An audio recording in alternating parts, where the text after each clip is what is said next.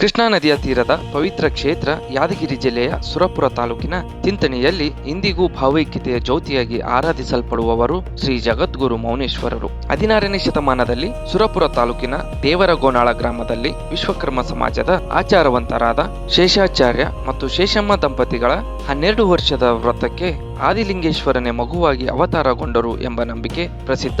ಬಾಲ್ಯದಲ್ಲಿಯೇ ಪವಾಡಗಳಿಂದ ಗುರುಗಳ ಅಹಂಕಾರ ಶಮನ ಮಾಡಿ ಮುಂದೆ ಹಸಿದವರಿಗೆ ಅನ್ನ, ಸಂಕಷ್ಟದಲ್ಲಿರುವವರಿಗೆ ಕೈ ಹಿಡಿಯುವುದು ಧರ್ಮ ಎಂದು ಉಪದೇಶಿಸಿದರು.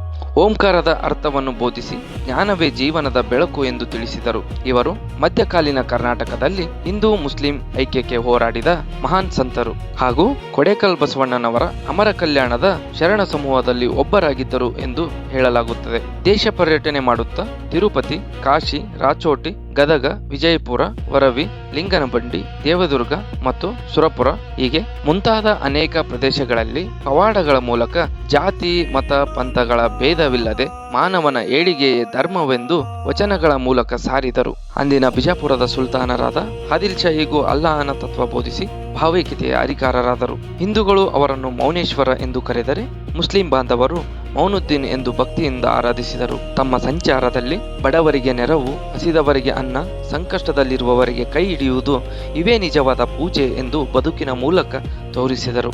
ಅಂತಿಮವಾಗಿ ತಿಂತಣಿಯಲ್ಲಿ ನೆಲೆಸಿ ಬೋರ್ಗರೆಯುವ ಕೃಷ್ಣಾ ನದಿಯನ್ನು ಗಂಗಾ ಮಾತೆಯ ಆಜ್ಞೆಯಿಂದ ಶಾಂತಗೊಳಿಸಿ ಕೋಣನ ಗವಿಯಲ್ಲಿ ಕುಳಿತು ಸಾವಿರಾರು ವಚನಗಳು ಮತ್ತು ನೂರಾರು ಭವಿಷ್ಯವಾಣಿಗಳನ್ನು ಬರೆಯುವ ತಪಸ್ಸು, ಭೇದ ಭಾವವಿಲ್ಲದ ಮಹಾಪ್ರಸಾದದ ಸಂಪ್ರದಾಯ ಇವೆಲ್ಲದರ ಮೂಲಕ ಈ ಕ್ಷೇತ್ರವನ್ನು ಪುಣ್ಯ ಕ್ಷೇತ್ರವನ್ನಾಗಿ ರೂಪಿಸಿದರು. ಭಾರತ ಹುಣ್ಣಿಮೆ ಎಂದು ಶಿಷ್ಯರಿಗೆ ಭವಿಷ್ಯ ನುಡಿದು ಪೂಜಿ ಮತ್ತು ಚಪಗೊಡಲಿ ಹಿಡಿದು ಗವಿಯನ್ನು ಪ್ರವೇಶಿಸಿ ಜ್ಯೋತಿ ರೂಪದಲ್ಲಿ ಲೀನರಾದರು. ಚಿಂತನೆಯಲ್ಲಿ ಇಂದಿಗೂ ಚೇತನ ಸ್ವರೂಪಿಯಾಗಿ ಭಕ್ತರ ಇಷ್ಟಾರ್ಥಗಳನ್ನು ನೆರವೇರಿಸುತ್ತಿದ್ದಾರೆ ಎಂಬುದು ಭಕ್ತರ ದೃಢವಾದ ನಂಬಿಕೆ. ಸ್ನೇಹಿತರೆ, ನೀವು ಈ ಪುಣ್ಯ ಸ್ಥಳಕ್ಕೆ ಭೇಟಿ ನೀಡಿದ್ದಲ್ಲಿ ನಿಮ್ಮ ಅನುಭವವನ್ನು ಕಮೆಂಟ್ ಮೂಲಕ ತಿಳಿಸಿ ಮತ್ತು ಇಂತಹ ಇನ್ನಷ್ಟು ವಿಡಿಯೋಗಳಿಗಾಗಿ ನಮ್ಮ ಇನ್ಸ್ಟಾಗ್ರಾಮ್ ಅಕೌಂಟ್ ಫಾಲೋ ಮಾಡಿ ಪ್ರೋತ್ಸಾಹ ನೀಡಿ. ಧನ್ಯವಾದಗಳು.